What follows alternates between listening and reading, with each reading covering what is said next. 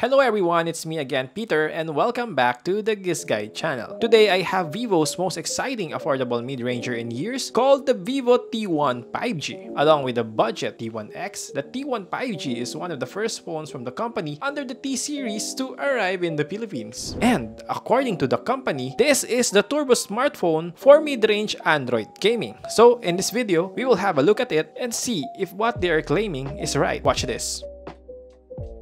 Earlier, I mentioned that it is an exciting, affordable mid-range smartphone because it is on paper. Priced at just 16,999 pesos, it is one of the most affordable to feature a 90Hz AMOLED large display, premium mid-range worthy 6nm Snapdragon 778G chip with Adreno 642L GPU, extended RAM solution, long battery life, and super fast 66 watts flash charge among others. This could be a big deal for mobile gamers as these specs rank among the best for the price, which could ensure smoother gameplay and a better overall gaming experience. We tried a few benchmarks and here are the scores we got. As you can see, the Antutu score and other benchmarks we got are comparable to a lot of phones in the 20,000 pesos price range. These scores are higher than some phones with MTK Dimensity 920, Exynos 1080 chips found on some more expensive devices. This means that it is among the fastest phones that you can get for the price. Anyway, the first thing we notice about this phone is how comfortable it is to hold. This is due to its use of a curved back cover with a non-fingerprint magnet glitter edgy texture. It also weighs just 180.3 grams and this is considered lightweight for a gaming smartphone. So, its users could hold it with less fatigue for hours of serious game time. Now, let's play some actual games to see if it is as good as it is on paper. The first game we played is the ever-popular Mobile Legends Bang Bang. Its large 6.44-inch AMOLED display allowed us to enjoy the gameplay due to its rich 100% DCI-P3 colors, HDR10 support, and crisp enough 1080p plus resolution. It also has an adaptive 90Hz refresh rate that automatically switches from 60Hz to 90Hz when needed, which helps in making the gameplay feel smoother on supported games. The device even has a 180Hz touch sampling rate, which means that it's fast in registering touch inputs, which is very helpful while playing games. Also, even if it still has a notch on the display, its screen provided an immersive gameplay experience. It even has a strong 1300 nits peak brightness, which helps in making its screen readable in direct sunlight. As expected, the device handled MLBB with ease even at high settings. Surprisingly, it even has support for 90 FPS, which you can only normally see on pricier smartphones. The next game we tried is Call of Duty Mobile. Similar to Mobile Legends, the Vivo T1 5G handled this game with ease with very high graphic quality and max frame rate. Frame rates are stable and there is no lag or whatever. If you are very competitive with MLBB and CODM, you won't have issues with this device. To make the gameplay more immersive, Vivo added a single down-firing speaker. Personally, I would have liked it better if they used a stereo setup, but thankfully this is loud enough for most. This even has a Z-axis linear motor plus 4D gaming vibration for an even more immersive experience. Moreover, it has Wi-Fi 6 and 5G support to allow its users to enjoy stable internet connectivity at home or even on the go. When outdoors, we find it to be above average and 5G signal reception. Plus, in areas with network congestion, it was still able to achieve an average of 100 Mbps 5G download speed. So if you are in an area with decent Wi-Fi, 5G or 4G connectivity, enjoy!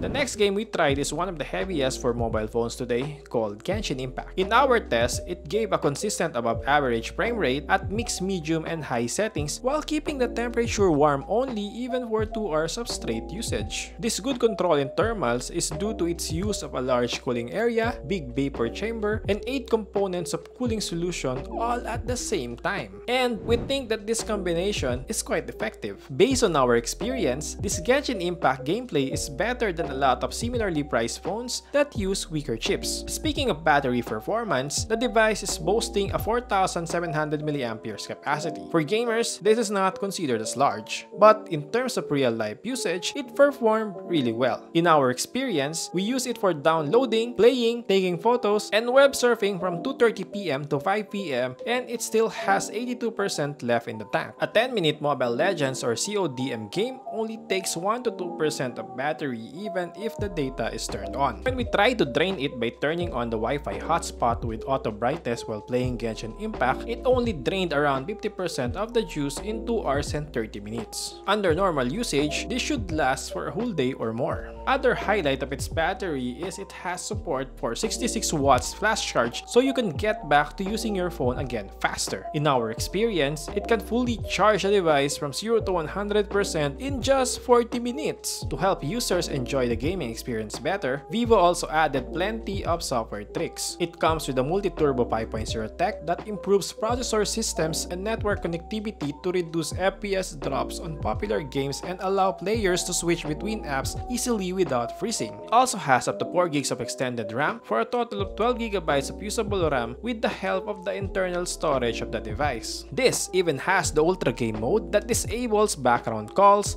hide pop-up notifications, give the users the ability to switch to performance mode, record the screen, and more. Our thoughts? The Vivo T1 5G handled all the games we threw at it quite well for a smartphone priced this low. Gaming phones with better chips but with higher price tags are still better than this, but this is just as good or even better than other bang for the buck contenders. We also think that this is more than just a smartphone for gaming. As mentioned earlier, we enjoyed its unique look at the back, which is attractive looking and very comfortable to hold. The cameras also did better than expected for a gaming smartphone. We find it to be quite nice for casual mobile photography, whether it is in daylight or at night. So far, we are impressed with what Vivo was able to offer in the form of the Vivo T1 5G. For me, it is one of the must-consider smartphones at this price point. Stay tuned for a full written review at www.GIZGUIDE.com. By the way, the device will also be available with an introductory online promo this May 30 onwards. Those who will buy it at Shopee and Lazada will get it at a first sale price of 16,147 pesos with a free D2 SIM card plus a 2-in-1 clock speaker. This website, it will retail for just 15,999 pesos with a 2-in-1 clock speaker. The down payment fee required is 2,000 pesos for those who will get the device at Lazada. On the TikTok Live or Shopee and Facebook Live this May 30, there will be a 300 pesos voucher as well. Again, this is Peter of GIZGUIDE.com and thank you so much for watching.